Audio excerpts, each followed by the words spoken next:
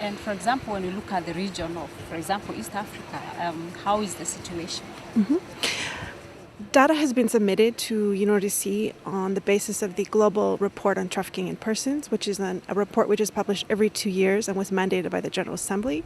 And several East African countries have submitted data on the cases which they have themselves, the authorities themselves, have identified and are moving forward with. And what we see, which is unique or reflective in this region, is a strong trend of trafficking for labor exploitation, including victimization of boys and men. So whereas in the other regions in the world, women and girls tend to be the majority of victims, in East Africa we see a prevalence, I think, in the range of 60 to 70% of boys or men. And when you look at investigating and prosecuting human trafficking cases, what kind of challenges do officers that are dealing with the investigations and prosecution face? And would you say that we've been sort of successful in prosecuting these crimes? Mm-hmm. There are successes here and there, but for the large part, the criminal justice response is lagging behind the crime. Both the scale of the crime, the adaptability of the criminals who are perpetrating this. So the first challenge for investigators is really to identify the victims. We can't really underestimate how complicated that is. Victims, of course, don't approach a police station to make a statement or to report the crime. They're often in precarious situations, they're vulnerable, they can be irregular migrants. They are often told by the traffickers that they could be charged for crimes which they've been forced to commit in the course of their exploitation. So actually achieving some kind of cooperation, understanding with victims is a huge challenge for law enforcement. Then in terms of collecting the evidence, these are complex crimes. Trafficking in persons has 3 elements. It's much easier for law enforcement to prosecute prostitution or document forgery or some kind of irregular migration.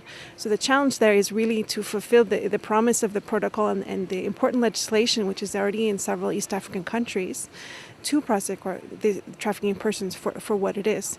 And then, of course, evidence collection is challenging because it often involves multiple jurisdictions. Mutual legal assistance and cooperation is a whole other challenge. In all forms of crime, I would say in all areas of the world, there is formal cooperation, but most often informal cooperation, which can be quite successful when there are networks established across borders. But then collecting evidence is, it's time consuming. And in that time, perpetrators may move on, they may shift locations, they may shift victims, etc. But what kind of solutions do you offer to the issue of human trafficking? Well, first of all, our gratitude to YAMO for bringing together this fabulous event. And exactly this is the kind of events that we need more of. UNODC takes a comprehensive approach in addressing trafficking in persons. And in East Africa, our regional office in Nairobi is pursuing a multifaceted strategy tackling transnational organized crime and illicit trafficking, looking at the linkages between trafficking in persons, trafficking in wildlife, arms trafficking, etc. We tackle it on several fronts, the first being legislation. So ensuring that a proper criminal framework exists for trafficking in persons. There may be needs to amend, in some countries, some of the legislative framework. Having complementarity with the legislation on money laundering or confiscation and seizure of financial assets, illicit financial assets, that can also be useful in terms of the legislative framework.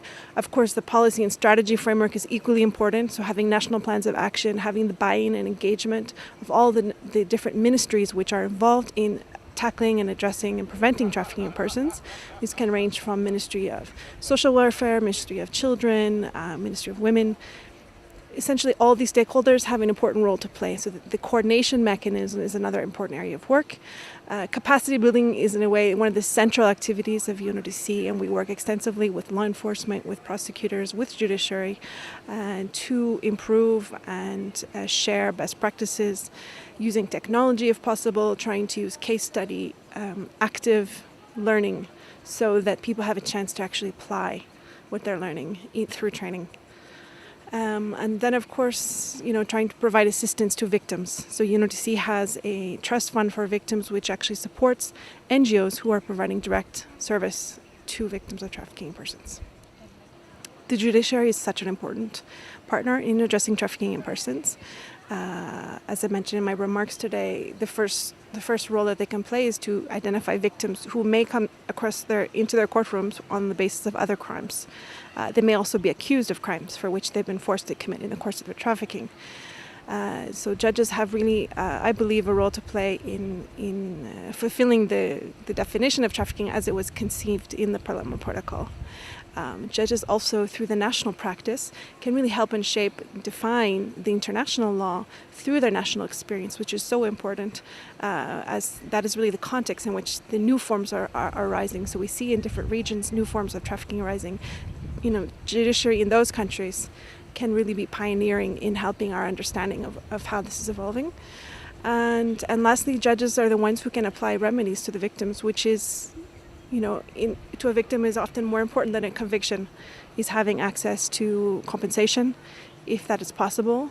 We strongly encourage that. Access to legal assistance, access to psychosocial assistance. Also, livelihood or skills development can be very important for victims of trafficking to avoid re-trafficking, essentially.